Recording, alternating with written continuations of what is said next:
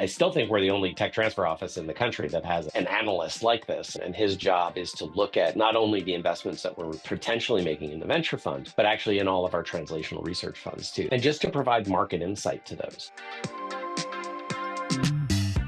Hello, and welcome to the Entrepreneurship podcast series. In this episode, Todd Davey, Associate Partner at UIIN, speaks with Marc Sedam, Vice President of Technology Opportunities and Ventures at NYU. Marc shares how NYU is scaling innovation, building stronger industry relationships, and using AI to reshape commercialization, offering practical insights for anyone interested in turning research into real-world impact.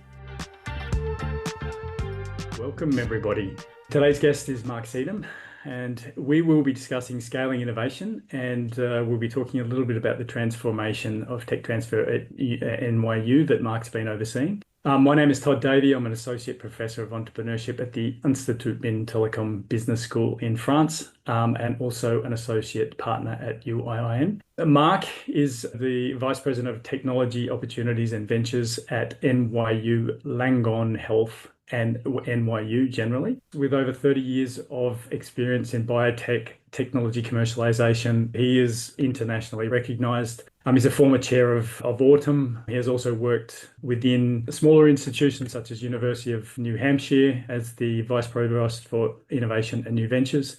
But in NYU specifically, he oversees a team of 40 plus professionals managing 1.3 billion in annual research, over 1,500 patents, 250 startups, and directs a venture fund worth over 25 million, amongst many other things, I'm sure, too. Marc, welcome. Thanks for having me. Absolute pleasure. As I mentioned, really looking forward to getting into some details today. I just wanted to start off by getting you to paint us a picture of the sort of environment that you're dealing with, and maybe just a recent example of something that you have, a recent activity that you've been dealing with as well. Sure. When we were prepping just before this, I said Todd and I met a long time ago when I was working at a small university in New Hampshire, and we were at a much smaller university in Costa Rica. And so now I'm talking to you from One Park Avenue in Manhattan, and I am as surprised by that as all of you probably are. One of the things about NYU is it is, by all intents and purposes, one of the most successful commercialization enterprises in the US, if not the world.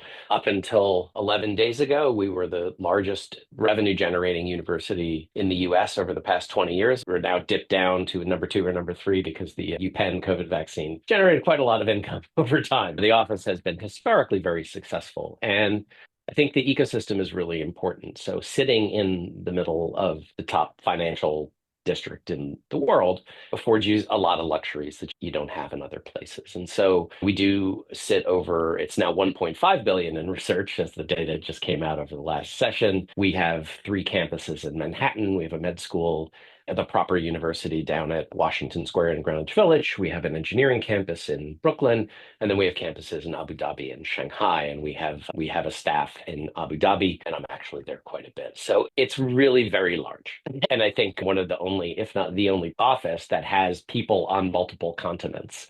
And so joking, sometimes the sun never sets on NYU's intellectual property, because it seems like where there's about 4 hours where nobody's working across the organization. But what that gives us is the opportunity to do some really creative things. So when you have the kind of heft that we do, and an organization, Langone Health, which is our healthcare system, which, just for context, our School of Medicine and our healthcare system sit over top of each other. So the dean of the School of Medicine is the CEO of the healthcare system. Okay. So what that does for us is that we have insight into things like clinical care. We have insight into regulatory. And so the thing that I wanted to just bring up in the context of all of that is a project that we worked on last year for one of our faculty members named Mike Packold. And he had this observation about a particular pathway in neurodegenerative diseases. And one of the diseases affects small children. Generally, you don't make it past your 10th birthday, kind of thing. And he'd had this theory about a molecule in the CoQ10 pathway that he thought could help protect this neurodegenerative disorder. And around the same time, there was a patient, it was an 8-year-old boy, who became known to the community. He was not doing well. He was starting to have mobility issues. And the institution across Langone said, let's see if we could do something about that. So driven a lot by my staff, our regulatory team, the faculty, the institution. We decided to pull together what's called a single patient IND. And so we filed an IND for this one patient to get treatment by this particular material that Dr. Packold had identified. Now, the interesting part is that material is over the counter. It was grass. It was, in other words, it was easily to access. It was easy to get. It was safe. It's a known compound. And the family was willing, because obviously this child was on a path that was an unpleasant path, was willing to enroll the child in the trial. And so the results of that, which I wish I could show you, but I can't for PII and PHI purposes, was we have this video of this child who on day 0 is with a little bit of a walker, having a kind of could walk, but very labored walk. And over the course of 180 days, you start to see him stand up a little straighter. You start to see the walker leave. And then at 180 days, the kid sprints down the hallway. And you look at that and you think, that's one, that's why we do what we do.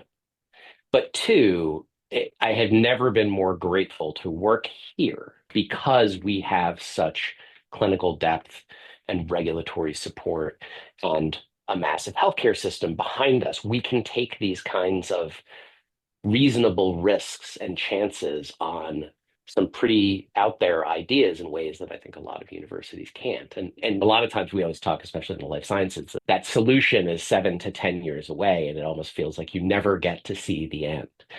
And in that example, it was, within 6 months of our efforts, you could see at least one person's life improved. And I'll never forget that video. That's the kind of thing that we get to do. And that's why I'm very, very, very grateful to be here.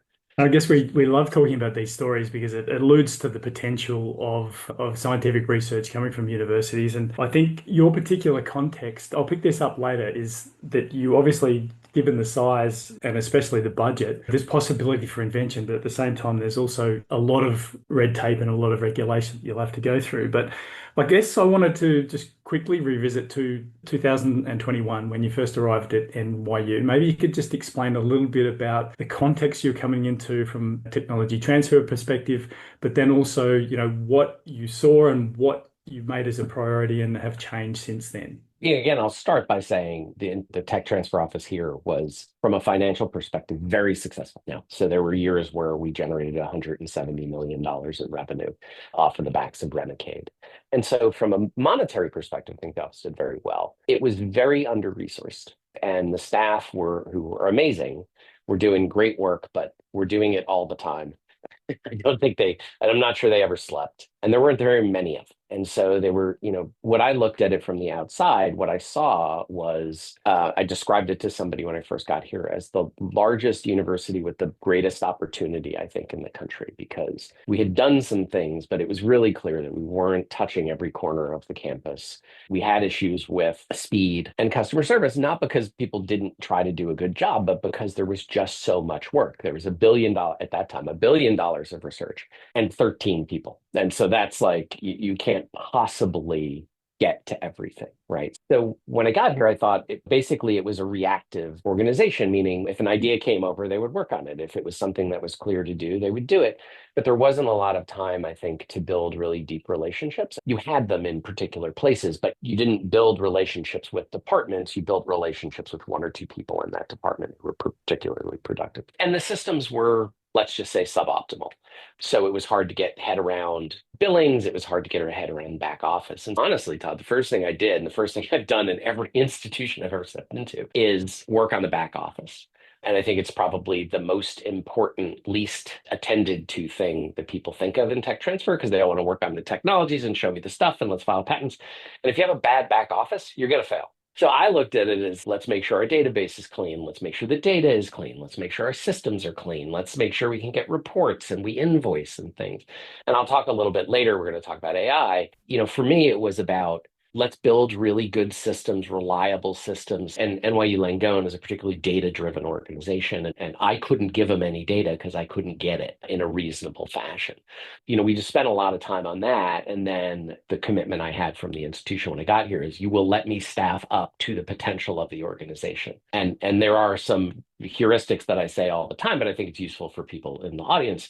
Generally speaking, you should see a disclosure for every 2.5 million in research, patent for every 5 million, a license for every 10 million, and a startup every 40 to 60 million. So that's one way to think about what should the optimal outputs of an office be. You also look at staffing, and you should have a licensing associate or a person for every 30-ish disclosures. You can argue it should be 25, it should be 40. It doesn't really matter. I use 30 as a target. And so basically, I just laid it out based on math and said, at this research budget, we should have this many disclosures. If we have this many disclosures, this is the staff that we need to have. And we have the ability to have depth in things like intellectual property and contracts, but we also have depth in subject matter areas. And so I just really built out the staff according to math, like what the data said we should be, we were. And what we've seen, the numbers just closed in the last fiscal year is I think so I've been here just over 4 years. And the year I got here, the disclosures was about 180. It's now 428. The licensing was, I think, 71. That's now 109. Those startups were 12. It's now 20. We're really working at scale. And I think that for the not maybe next 3 to 5 years, I could see the startups going up by another 50%, the licensing going up by another 50%, and the disclosure rate going up by maybe another 50%. And we'll talk about how to do that. Like, how do you scale? Because the issue of scaling at the large is the same exact issue as handling the small.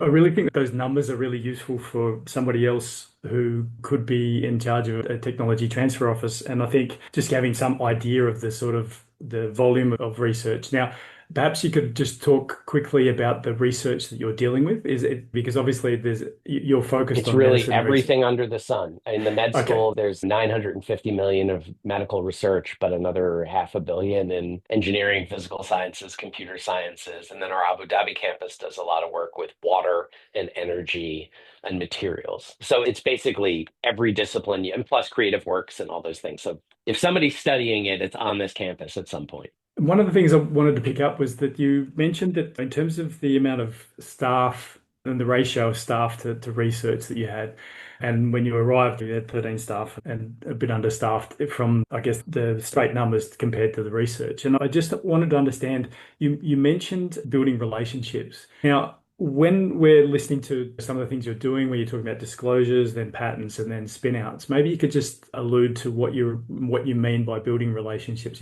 I guess internally, but we're also talking external relationships with.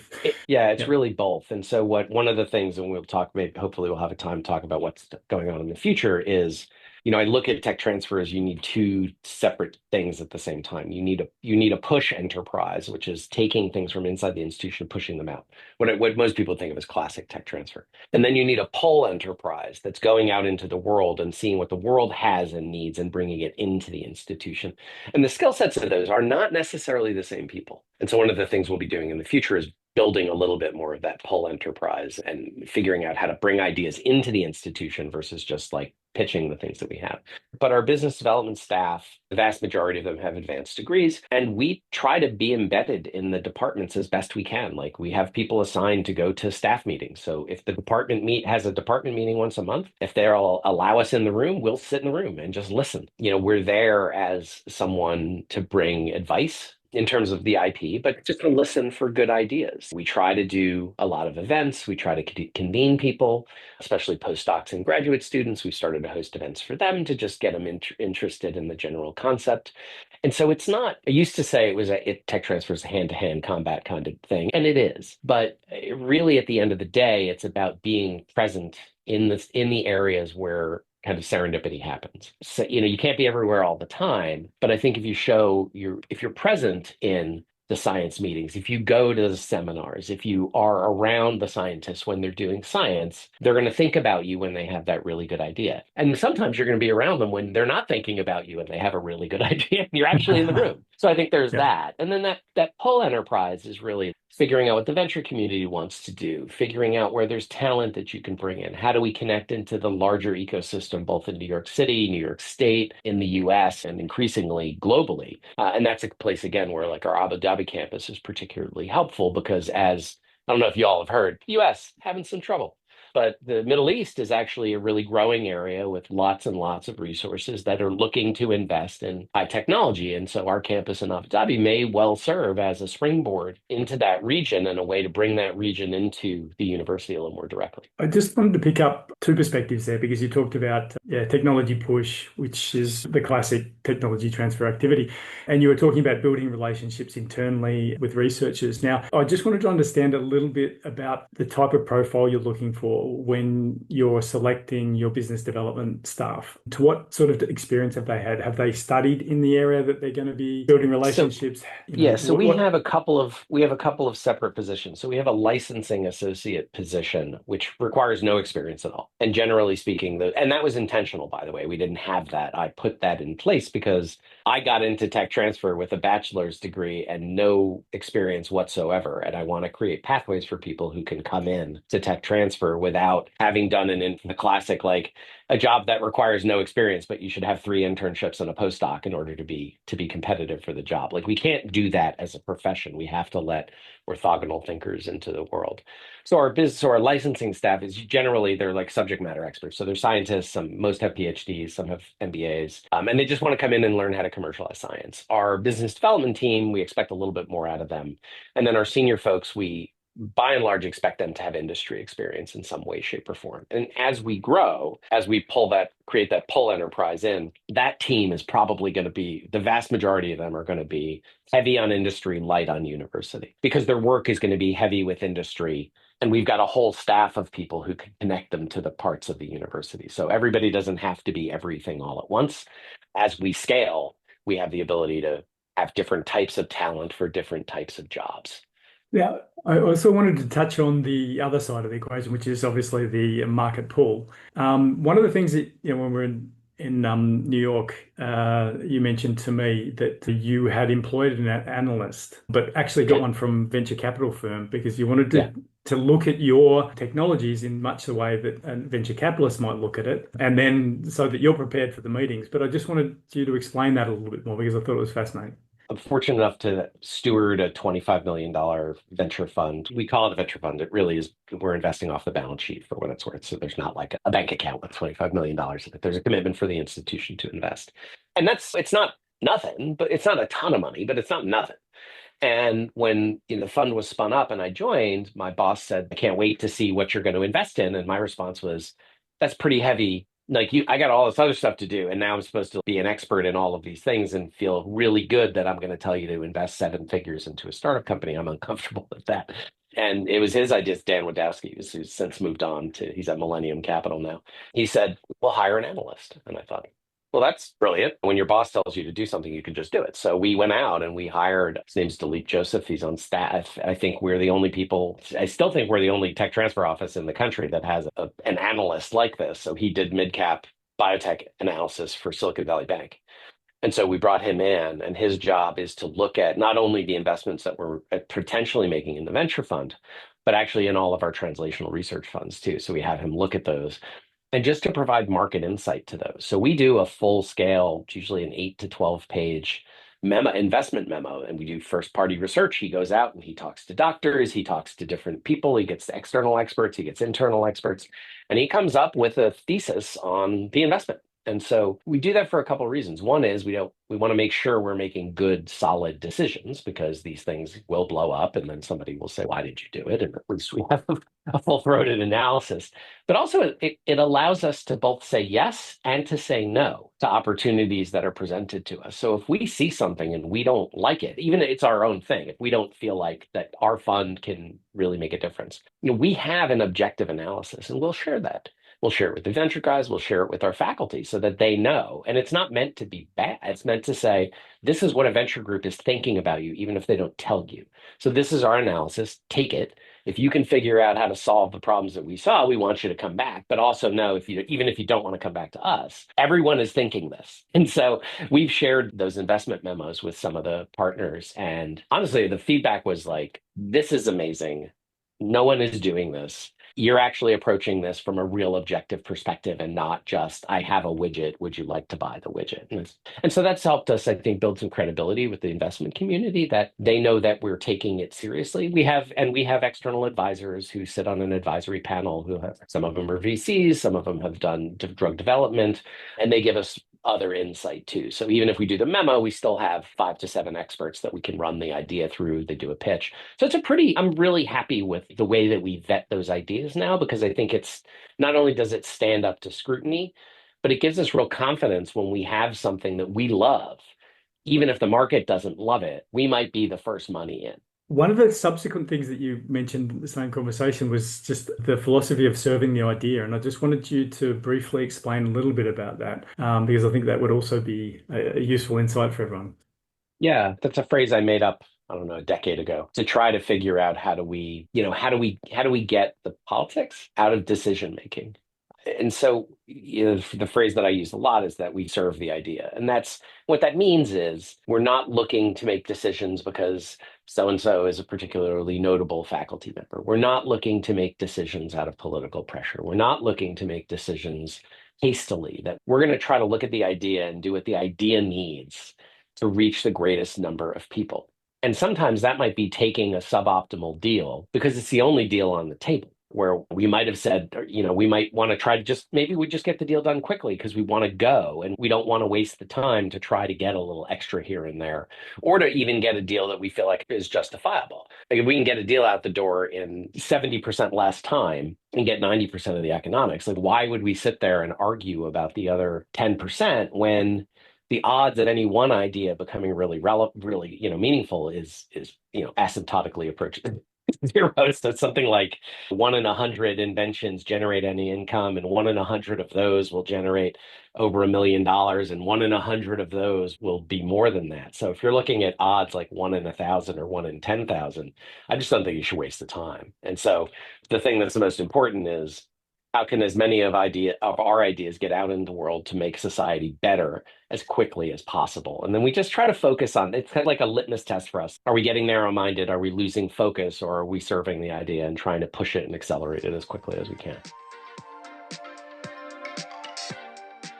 Do you want to be a part of a global community where universities, businesses, and public organizations come together to solve the world's biggest challenges? At UIIN, we equip our members with the skills, tools, and strategies they need to create impactful partnerships that drive real-world change. Whether it's upskilling your team, strengthening your institution's partnership efforts, or becoming more entrepreneurial, UIIN empowers you with the knowledge and support you need. Join us today. Visit uiin.org to find the best plan for your organization. And one of the other concepts that I thought was really interesting is your approach to using AI in the technology transfer process to optimize things such as, understanding the data that you've got and the sort of technology patents and agreements that have been made, just getting a handle on all of those. So perhaps you could explain that a little. I'll try. I see we have 3 or 4 minutes left, so I'm going to try to do it really quick. So the AI stuff, I think if folks are familiar with NYU right now, that's probably what you know about us, is the pushing the boundaries on AI. And what I could say is it's the most fascinating and frustrating experience I've had in the last 20 years, because the potential of these tools is massive. You can go on our website. We have some what I call flat 2-dimensional prompts. We have just like word prompts if you want, they're available for free. You can just go to the website, you can download them. They're like, pop this prompt into Chat GPT and use it on something and you'll get something out. What we're doing now is we've spent the last 2 years building agentic AI systems. And so this is I think we have somewhere between 13 and 17 agents that we've built that automates a lot of the tech transfer process. And so before all of you on the call get scared about your jobs, what I would say is that a lot of the work that we all do is repetitive. Evaluating technology is repetitive. Getting disclosures are repetitive.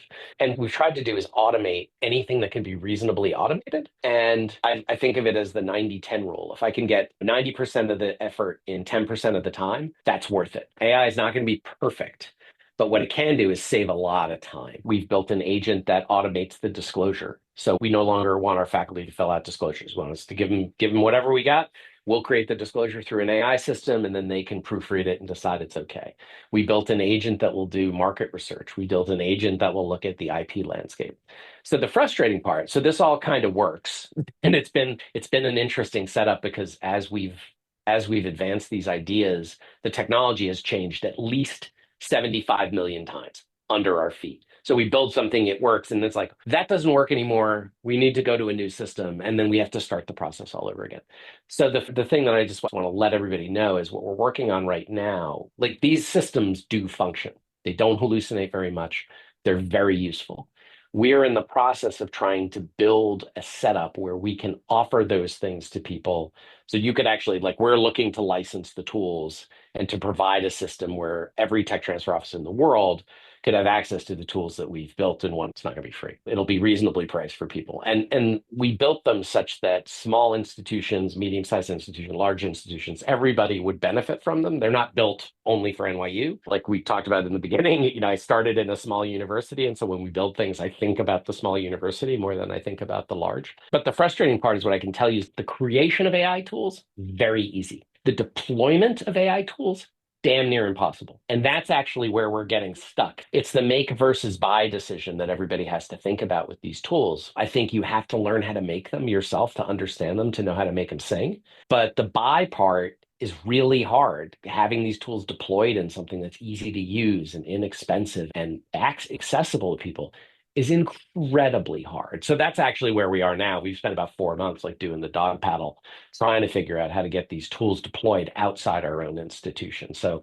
my hope is within the next three-ish months, we'll have some announcements about how we can get that out there and have people see what we're doing. What I love about what you're doing as well, Mark, is that you're also sharing it with the community, the technology transfer community. And I think that's really important because, yeah, sure, we can all stumble and make our own mistakes, but I think if we can learn from each other, it's going to lead to much better outcomes, which takes us into, we're going to have two final questions. The first being, where do you see the future of technology transfer going? Obviously, you've touched on AI, but I think we've taken one step in that direction, but perhaps you can elaborate a little bit more on where you think technology transfer at universities is going.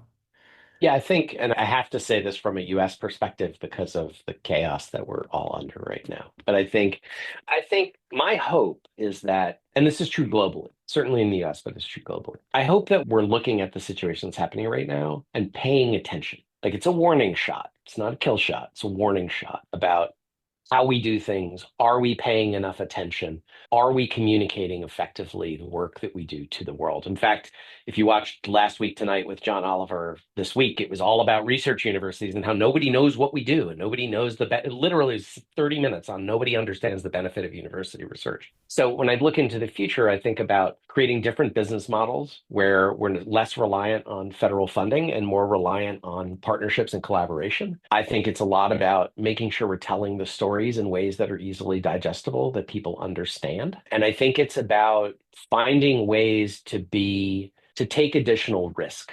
I think universities are particularly bad at taking risk because we have a business model built on everybody wants us and we take 5%. So there's no risk in the university's business model. We get to choose who comes in through the door, right? I think we have to go towards something that's a little more risky, maybe putting a little more capital to bear. Or if you're in a smaller institution, maybe narrowing the focus into 2 or 3 areas where you can really make a difference. Try to spend 70 or 80% of your effort on those 2 or 3 areas, and then just have a small pool of people who are dealing with the catch-all. So you want to serve everybody, but you also want to make a place where you can show that you can have positive trajectory, industry collaborations, that you can get it, you can make humanity better in some small way. Like that's the driver. And sometimes that might be putting 90% of your effort into 10% of the work so that you can show that you've made a difference versus we served everybody, but we didn't move the needle anywhere. Well, I guess that takes me into the last question because you have worked at a smaller university, and I think it's really important to keep in mind the context that we're talking about. And so I guess what I wanted to pass over to you is that we have seen globally that when it comes to commercialization, there is a high focus on elite universities and research-intensive universities. And as you said, with some of the numbers that you quoted in terms of chances of success and things like that. So what I wanted to do was to ask you really clearly, if you're working at a maybe not such a research intensive university or you're working at a smaller institution, what would be your recommendations about what they could do to advance technology transfer in their context? There's two things, and then this is work that I did at UNH and was pretty successful there, moving the needle at an institution that honestly nobody really ever heard of before I got there, in terms of a tech transfer perspective. I think one is find the areas of actual excellence. And there's in universities, there's a lot of folklore. Everyone will tell you they're great at everything, but they're really not. Like to have an honest assessment of the areas where you have some real excellence and spend time thinking about how do you tie that in to industry or to your local community. And so I think in a lot of places, what tech transfer has lost is that connection to the local regional ecosystems. And I think building those ties really explicitly is the thing that you can do. And we did that at UNH as we focused in on the couple of areas that we knew was marine science was a big one for us. So, we're on the coast. And for those of you who don't know, New Hampshire actually sits on the water or a part of it. And we focused in on those areas and tried to build relationships with the industry partners and did things. I've actually presented at UIIN about sand pits and trying to get convening events and try to bring the community into your campus so that they can see what you have to offer. I think that's one. And the second is, I think it's creative works. And that was the piece that kind of unlocked UNH is, yeah, maybe the science is not as sizable. Maybe you don't have as much of the scientific base or the hardcore research, but you've got scholarship, you've got curricula development, you've got tools, evaluative tools. Psychology departments actually have a lot of really interesting tools. And find ways to get better at copyrights and trademarks rather than patents, and spend some time looking at areas of really interesting scholarship, because those are, first of all, much cheaper to protect. You can license them hundreds of times and see some real impact. And the story that I've told before is at UNH, our biggest licensing success was a curricula to prevent relationship violence. And that's not, when people think tech transfer, they don't think, how am I going to stop relationship violence and sexual assault? But this curricula was evidence-based. It was very good. It was well respected. We just had to find a method to get it out into the world. And so when we finally cracked that code, over the course of 3 years, I think we licensed that tool 650 times. And the estimate was that we had trained something like 60,000 people across the United States to prevent relationship violence and sexual assault. So when you think about what's your dent in the universe? Yeah, it made some money. I don't even remember how much money it made. But I do know that I have two daughters who are both in college now. And we help train colleges across the country how to prevent relationship violence. And that 60,000 numbers always stuck with me because that's actually why we do what we do. So I would say in the smaller institutions is find those areas, find that curricula, find the people doing the creative stuff, and see how you could serve those folks too.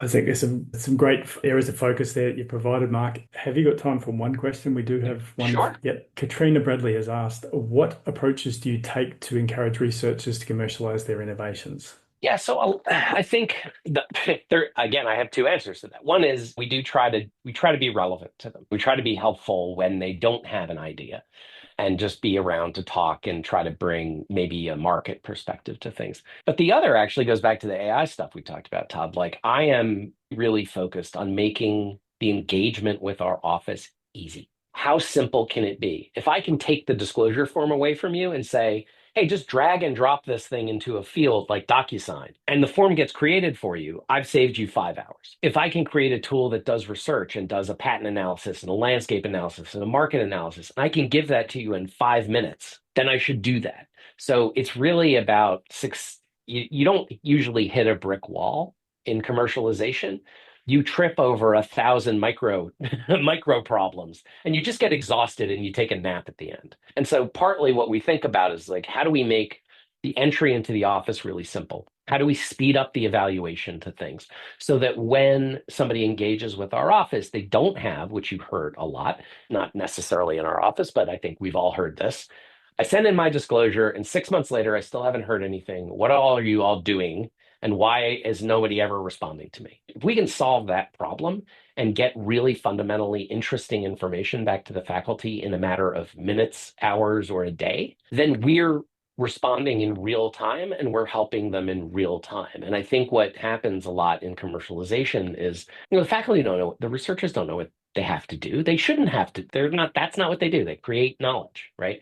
Our job is to get our knowledge into their hands as quickly as possible and have a conversation. And the faster you can keep that conversation going, the more momentum that you have, the more excited you can get, and maybe you can actually get somewhere a little faster. So I think about it's the simple answer is have a good user experience in the office where people say or sing your praises when you're not in the room. And in fact, one of the things that we've been trying to do is literally do a net promoter score question every year. Would you recommend us to a friend? So when you want to survey your faculty, everybody wants to do a 25-minute survey, and nobody wants to fill out those forms, right? I want to send one question survey to everybody. Would you recommend Tove to a colleague who is interested in commercialization?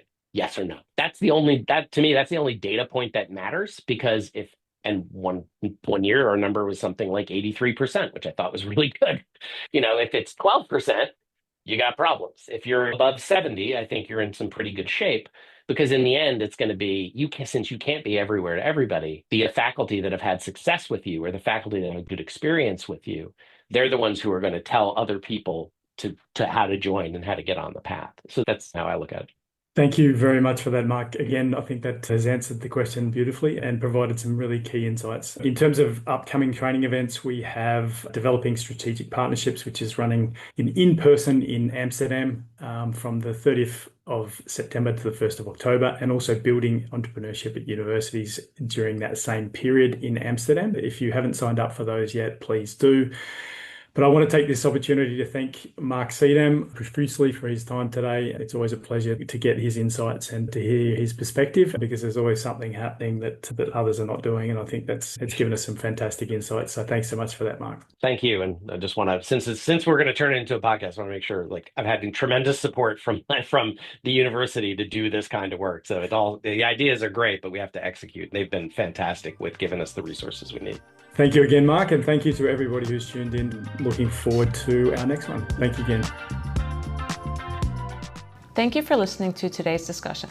Follow UIIN on LinkedIn, and if you're enjoying our podcast, make sure to subscribe, rate, and review in your podcast platform of choice to help other people find this content too.